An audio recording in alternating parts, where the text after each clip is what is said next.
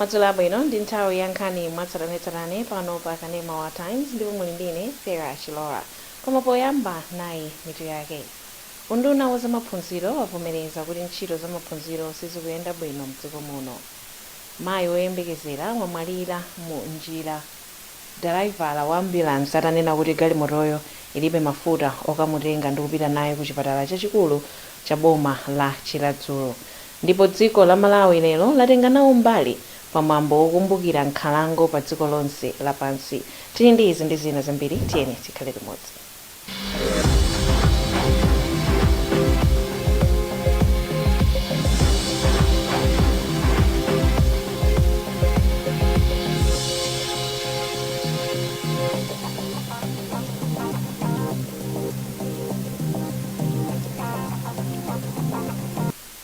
Mwankhani yathu yoyamba kusowekera kwa ndondomeko zabwino pa ntchito yokonzanso sukulu ndiko kukuchititsa kuti sukulu zambiri mdziko muno zikhale zonongeka. Izi ndi malinga ndi nduna ya zamaphunziro Agnes Nyalonje. Anyalonje ati pakadali pano undunawo ukutolera uthenga ofuna kudziwa chiwerengero cha sukulu zimene zikufunikira kukonza komanso ndalama zimene zingafunikire pa ntchitoyi. Matthews Kasanda ali ndi zambiri mu ripoti. Anyalonje ati zotsatira za uthenga omwe atolere kuchokera m'madera osiyanasiyana msukulu za mdziko muno uthandizira kuti abwere ndi ndondomeko yokhazikika yomwe agwiritse ntchito pokonzanso sukulu za mdziko lino ndi kudziwanso kuchuluka kwa ndalama zomwe zingafunike. Feyo pakali panopo tikutenga kaye chiwerengero cha masukulu amenewowo, tikatha pamenepo tiona kuti kodi ndalama yofunika kuti zichitike ndi okula bwanji.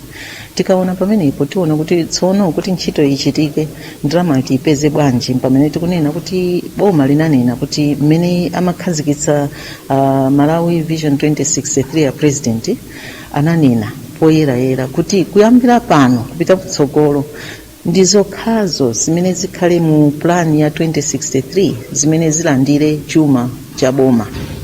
Ndiye ife kwathu nkuonetsetsa kuti zofunikira za kumaphunziro ngati zofunikira kuti tikonze masukuluwa tiwerengesere nkukhala ndi ujeni tikepo kuti kodi ndalama yofunika ndi okula bwanji. Mkulu wa bungwe lomenyera ufulu wa maphunziro mdziko muno la Civil Society Education Coalition Benedicto Kondowe wati ganizo lofuna kukonzanso sukulu mdziko muno ndi labwino, koma unduna wa zamaphunziro usachedwe ndi kuchita kafukufuku wina mwapadera popeza kuti chidziwitso pakadali pano cha sukulu zomwe zikufunika kukonza chilipo kale.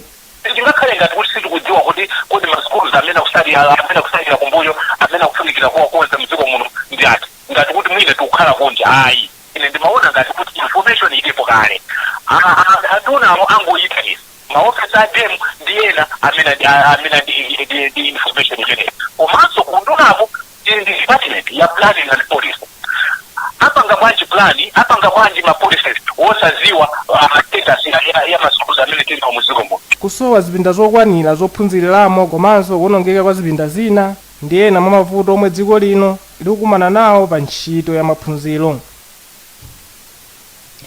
Loweruka sabata ino wachiwiri kwa nduna ya zamaphunziro Madalitso Kambawu Awirima anavomerezanso kuti kuchepa kwa zipangiso kukupitirira kusokoneza maphunziro mdziko muno.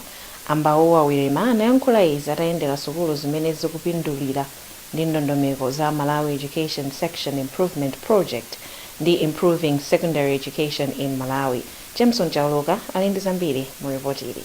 Wachiwiri kwa nduna ya zamaphunziro Awirima adayendera zipinda zophunzirira zimene zamangidwa pansi pa ntchito ya chitukuko cha maphunziro ya Malawi Education Section Improvement Project pa sukulu ya primary ya Jeratu komanso ya Machewu mboma la Chikwawa.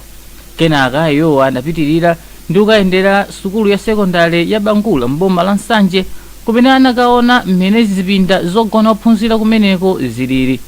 Polankhula pa ulendo mboma la Chikwawa, mkulu wa zamaphunziro mbomali Akrisi Chinsale ati bomali likumana ndi mavuto osiyanasiyana maka kusowa kwa zipangizo zophunzirira komanso zipinda zophunzirira.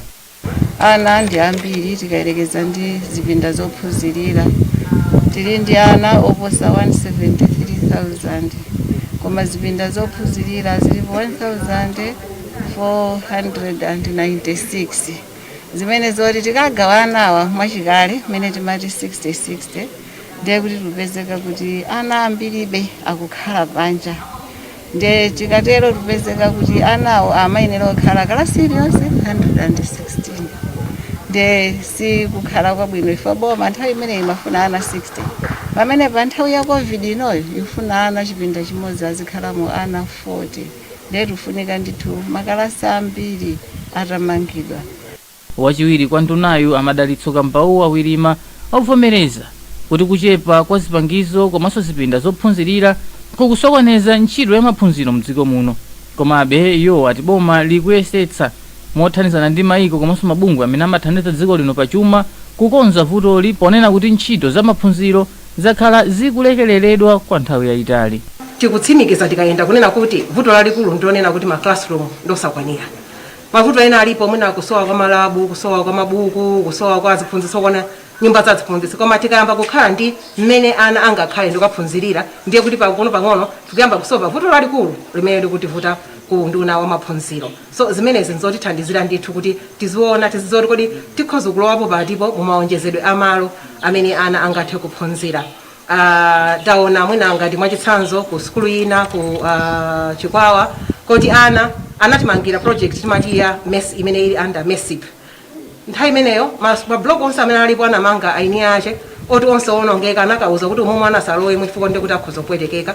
Atamangira mablog 4 a MESIP amene tikuyamika kwambiri ana anamba kubwera ku skulu. Ntchito ya chitukuko cha maphunziro ya MESIP akuigwira ndi thandizo lochokera ku Global Partnership for Education pamene ntchito ya ISEP ikugwirika ndi thandizo lochokera ku European Union.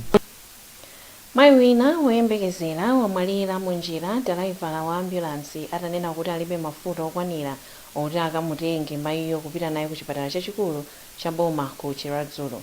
Times yapeza kuti mayiyo amayenera kutengedwa kuchokera pa chipatala chaching'ono cha Namitambo lachisanu lapitali. Thomas Kechere ali ndi zambiri mu ripoti ili. Malinga ndi namwino yomwe sanafune kuti timutchule dzina, izi zachitika usiku wa lachisanu pamene achipatala chaching'ono cha Namitambo anayitanisa ambulance kuti idzatenge mayi wapakati ataona kuti matenda anali atakula.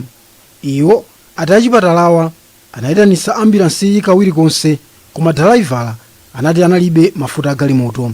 Izi zinapangitsa achibale a malemuyo kukafuna mayendedwe mwaokha ndipo mwatsoka mayi ndi mwana anakafika pa chipatala cha Lazarus atamwalira. Ofalitsa nkhani za ofesi yoona za umoyo mbomalo Adaliso Gulani ati alandira nkhani iyi ndipo akuifufuza. Iwo anati mayi wapakati akamwalira pa nthawi imene akufuna kubereka, komiti yomwe anayikhazikitsa imaonika zomwe zabweretsa imfayo ndi kupereka maganizo ake pa mapito. Agulani ati chomwe akudziwa ndichokuti mafuta galimoto analipo pa nthawi iyi ngakhale kuti driver wa ambulansiyo anati analibe. Pakadali pano omenyera ufulu wa umoyo wa anthu amaziko matemba ati ili likhale phunziro kwa maboma onse kuti azionetsesa ndondomeko zawo pofuna kuteteza miyoyo ya anthu. Nduna ya zachilengedwe ndi nkhalango Nancy Tembo yati boma ndilokonzeka kubwezeretsa mitengo pamalo ama hektara 4.5 million pofika mchaka cha 2030. Atembo anena izi la Mulungu mu mzinda wa Lilongwe pamwambo wokumbukira tsiku la nkhalango. Wezi Kausi ali ndi zambiri mu ripoti ili. Atembo anati pofuna kuonetsetsa kuti izi zikukwaniritsidwa, boma linakhazikitsidwa lamulo lina limene akufuna kuti aziligwiritsa ntchito poonetsetsa kuti zachilengedwe zikubwezeretsedwa. Lamuloli ndi la chaka cha 2017. Iwo anafotokoza kunena kuti ndunawu chaka chino wagwira ntchito ndi aphungu osiyanasiyana powalimbikitsa kuti aliyense adzale pafupifupi mitengo 1000 kudera kwawo. Ndili chikhulupiriro kuti mmene chikampeni chimene tachipanga kuti anthu adzaleso mitengo komanso ma MP makansala ntchito imene ayigwira komanso akupitirira kugwira. Ndili chikhulupiriro kuti ulendo uno mitengo ikhala ipulumuka yambiri chifukwa ndikuti anthu ambiri akuzindikira. Taona mabungwe osiyanasiyana even anthu ordinary aliyense kungonyamuka kuti akadzala mitengo. Tikumaona pa social media kuti anthu m'madera mwawo akudzala mitengo. Imene zikutipatsa zikutilimbikitsa ife kuti anthu tsopano akuzindikira ndi tikufunikira kwa mitengo kuti tsopano mitengo imene tadzale chaka chino ndili chikhulupiriro kuti ipulumuka ndithu. Tsiku la nkhalango limene limakumbukiridwa pa March 21 chaka chilichonse akulikumbukira pamutu onena kuti kubwezeretsa chilengedwe ndi njira yokhayo ya umoyo wabwino. Ndege imene imayenera kubweretsa mapepala oponyera voti pa chisankho chapadera mdziko muno yalephera kufika. Chisankhochi chikuyembekezeka kuchitika m'madera ena mdziko muno pa 30 mwezi omwe uno. Koma akuluakulu ku bungwe la Malawi Electoral Commission MEC atsimikiza kuti mapepala awa akhala atafika pofika pa 26 mwezi omwe uno. Matthews Kasanda ali ndi zambiri mu ripoti ili. Bungwe la MEC likuyembekezeka kuchititsa zisankho zachibwereza madera aphungu asanu ndi awiri komanso madera amakhansala awiri pa 30 March 2021.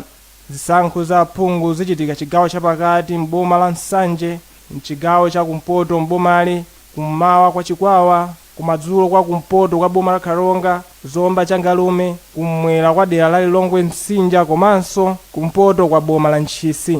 Pa tsikuli bungweli lidzachititsanso zisankho za makhansala ku wadi ya Livilidzi mboma la Balaka komanso wadi ya Chitakale mboma la Mulanje. Ndipo mneneri wa bungwe la MEC Sangwani Mwafulirwa wati ngakhale ndege yonyamula mapepala oponyera voti yomwe imayembekezeka kufika mdziko muno la Mulungu yalephera kufika mdziko muno, izi sizingasokoneze zokonzekera zina za chisankhochi. Maballot paper akuprintidwa kunja ndi contract imene timasayinana ndi oprinta maballot paper imakhuza kuti waaprinte komanso atitumizire maballot paper. Ndi ntchito yobuka kuti ndege yake nditi imakhala m'manja mwa oprinta maballot paper. Ife amangotiuza kuti ndege yake ifika nthawi yakuti udindo ife umakhala wongwauza kuti tikufuna adzafike siku lakuti. Ndi kwa ife tinauza kuti maballot paper tikufuna adzafike kuno pa 26. Ndi chikhulupiriro chonse kuti pa 26 afika kuno. Madera ena momwe muchitike chisankho cha aphungu a nyumba ya malamulo mwakhala mulibe aphungu kamba kakumwalira kwa omwe anali aphungu m'maderawa, pamene madera ena mwakhala mulibe aphungu potsatira chigamulo cha mabwalo a milandu choti chisankho zichitikenso m'maderawa. Mpingo wa Katolika wapitiriza kulimbikitsa atsikana kuti azilimbikira maphunziro kuti adzakhale nzika zodalirika pa dziko la Malawi.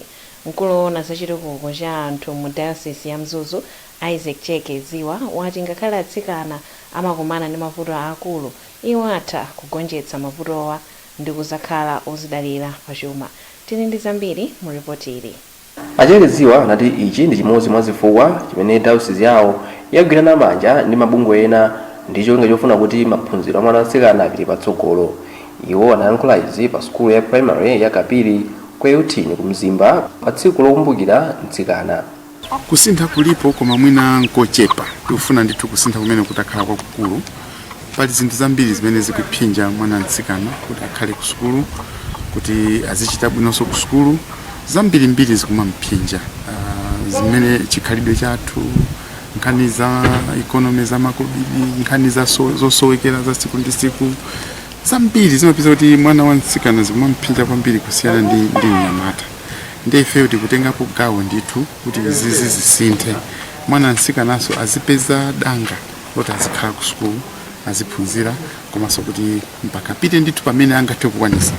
Mawake mlangizi wa sukulu za primary pansi pa Eutini Zone Joseph Mbwere anati pakadali pano ndi alake atsikana ambiri ayamba kumaliza maphunziro awo. Zikuonesadi kuti ana atsikana panopa tikamayendera m'maklasi standard 1 2 kumapita kumpaka standard 8 timaona kuti enrollment atsikana amakhala ochulukirako kusiyana ndi anyamata. Mwina anyamata ndi atsikana kukhala ndithu mofanana nambala ndithu choncho. Ichi chichatisa choncho chifoti ma NGOs alowererapo, mafumu alowererapo ndithu kuyankhula makolo auzidwa kufunika kuti mwana mtsikana aphunzitsidwe sukulu. Mwambowu umayembekezereka kuchitika pa 11 Oktoba chaka chatha, koma unakanika kamba ka mliri wa COVID-19 zimene zinachitisa kuti Diocese ya Mzuzu ichepese zintchito zake. Mukuonera nkhani mwatsatanetsatane pano pa kanema wa Times, tipitirire kupatsirani nkhanizi tikatha kuonera izi.